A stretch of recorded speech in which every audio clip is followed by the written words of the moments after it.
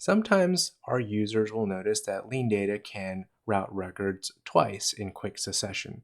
Now, there could be any number of reasons for that, depending on what automations that you have running in Salesforce and whatever trigger conditions that you have in LeanData. Now, the most common instance of this is if you simply have multiple entry points, and each of those entry points have criteria that overlap. So a record may meet the conditions for both those entry points and then get routed through both of them. Now, there are some situations where you can easily prevent that simply by adjusting your filters and adjusting your criteria such that there is no more overlap. So a record will only meet one entry point or the other. But there are some scenarios where you actually need both of those entry points to be distinct. And the only instance where you would not want them to get routed in each instance is if they happen very close to each other. So in those situations, the clearest example I can come up with is, let's say a brand new lead record interacts with some assets on your web page, and then they become a lead in your Salesforce system. But they're still on your web page and they're still interacting with assets on your web page. So therefore, they continue to have score changes and they may get triggered again and potentially get routed again.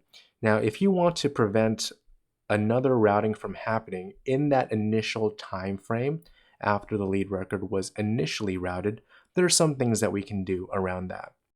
So I'll walk you through one such solution. Now, let's say we have our lead object manager here. I'm going to create a new field. I've actually already created it here. And this field is called hold from routing. All it is a normal checkbox field. There's nothing special about it at this point. It can either be checked or unchecked or true or false. Now, let's jump over to a LeanData routing graph. And I've got something set up right here. Now let's assume and let's pretend that we're only looking at the light green nodes here. A record will come in, we'll look for a match node, and then if there's a match, we will route it to an account. If there's no match, we'll round robin. Your graph is likely much more complicated than this, but just for the purpose of illustrating this technique, I'm going to use a very simplified graph.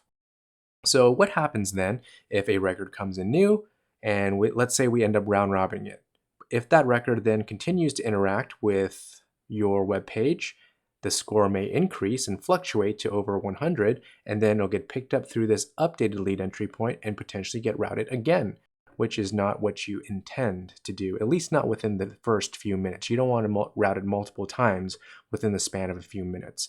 So the way that I have this set up with the red nodes here will prevent that from happening for up to a certain time frame. So a new lead will enter, and the first thing that we do is we check this hold from routing box. I'll just open that up and you can take a look. I am just marking that hold from routing checkbox to be true. Then it will proceed down the rest of the graph, and let's say it gets round robined.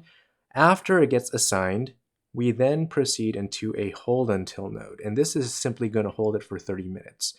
You can have it hold for 2 hours, 4 hours, for 24 hours, however long you want us to hold it. What's the time frame in which you don't want us to route this again? Now, after that time frame expires, we will then go ahead and just uncheck that hold from routing box. We'll just uncheck that and make it eligible for routing again. So the way this works is if a new lead record comes in and it gets routed, and then the score changes within, let's say, 5 minutes, it will proceed down this entry node. It will look to see if this hold from routing box is checked or unchecked. If it's checked, then we will simply stop all processing and the record won't get routed a second time. But if 30 minutes has elapsed or whatever time frame you specify, that box will have been unchecked at that point, and then it can proceed down the rest of the graph and get routed accordingly. So this way you just create a window of time where you don't want records to get routed successively if you don't intend for that to happen, or there might be just a lot of activity happening on the same record at once. So that's a good way to prevent records from getting routed a second time, depending on how you have things set up. And obviously you need to adjust this to your own circumstances, but this is one way to address that problem. Hope that helped.